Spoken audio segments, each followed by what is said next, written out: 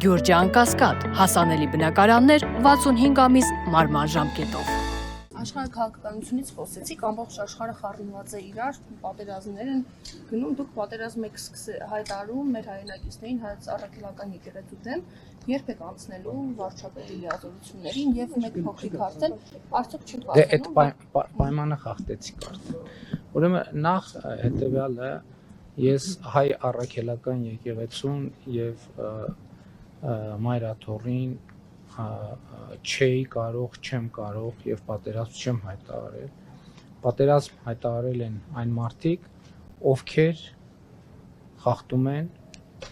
հայ առաքելական եկեղեցու կանոնակարգը, խախտում են կուսակրոնության ուխտագիրը, խախտում են մեր ավանդույթները եւ իմ խնդիրը որպես հայ առաքելական եկեղեցու հավատավոր հոտի հավատարիմ ներկայացուցիչ եկեղեցին վերադարձնելն է հոգևոր արժեքներին եւ հոգևոր արմատներին։ Ինչ վերաբերում է աշխարհ քաղաքականությանը, այո, տարածաշրջանում իրադրությունը շատ բարդ է եւ եթե դուք նկատել եք, ես այդ իրադարձությունների մեկնարկից ի վեր ներքաղաքական հարցերով առանձնապես չի արտահայտվում, բայց դա չի նշանակում, որ մյուսները այդ պասիվությունը պետքա օգտագործեին լկտի հարձակումներ անելու համար։ Այդ լկտի հարձակումները համարժեք պատասխան կստանան։ Հույս ունեմ արդեն համոզվել եք։ Խնդրեմ։ Չունեք հարց կիսեմ։ Դուք վստահաբար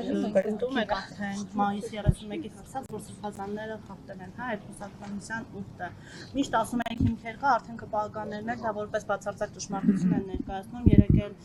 վեհապարին շնորհավորում էին հայրերի օրվա առիթով։ Ուզում եմ հասկանալ, բացի ձեր ենթադրությունները, դուք որևէ այլ հիմք ունեք նման մեղադրանքներ հնչեցնելու հայ առաքելական սուրբ եկեղեցու ծառաների նկատմամբ։ Ես կարծում եմ, որ ես ունեմ ապացույցներ, եթե ես խոսում եմ, ուրեմն ես ունեմ ապացույցներ,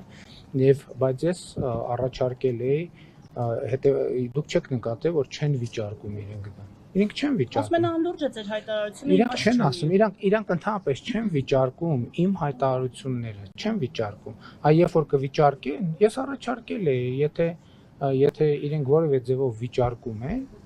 իրենք կարող են դատի տալ եւ այդ ապացույցները կներկայացվեն կամ այլ ձևաչափով այդ ապացույցները կներկայացվեն։ Խնդիրը այն է հետեւյալը, ընդ որում ես ուզում եմ շատ հստակ ընդգծեմ, ընդ որում ես մոռացա մի վարքյան իմ դիրքորոշումները ամբողջությամբ հիմնված են հայ առաքելական եկեղեցու կանոնների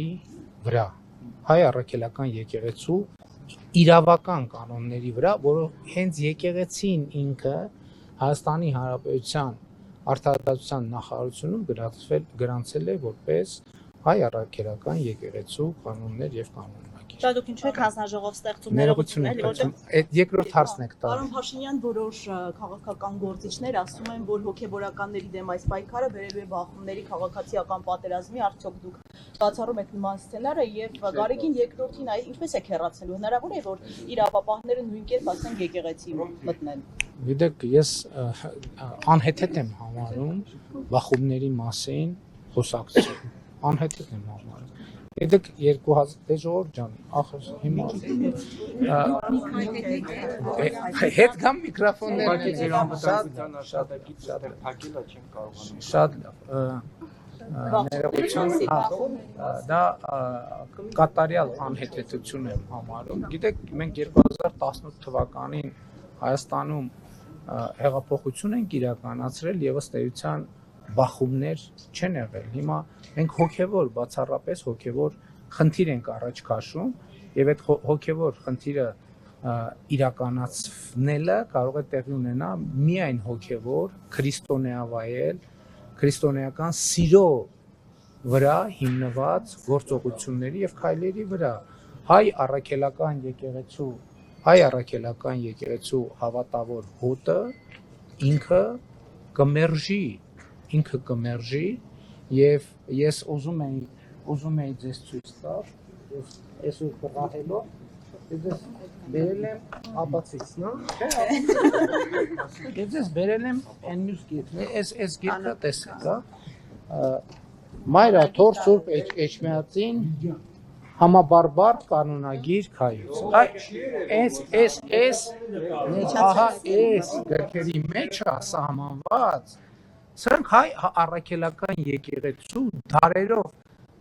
այս գրքի մեջ կանոնները ձևակերպվել են 356 թվականից Աշտիշատի ժողովից սկսած, որտեղ հստակ ասվում է, որ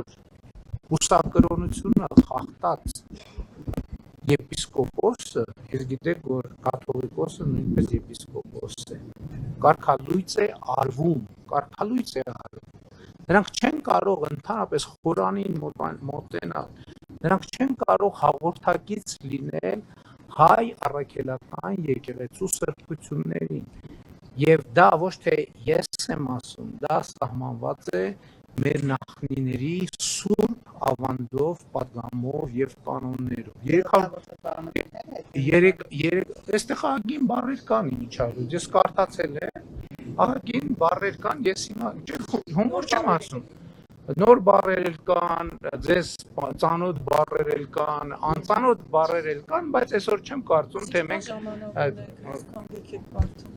Գիտեք ինչ, ես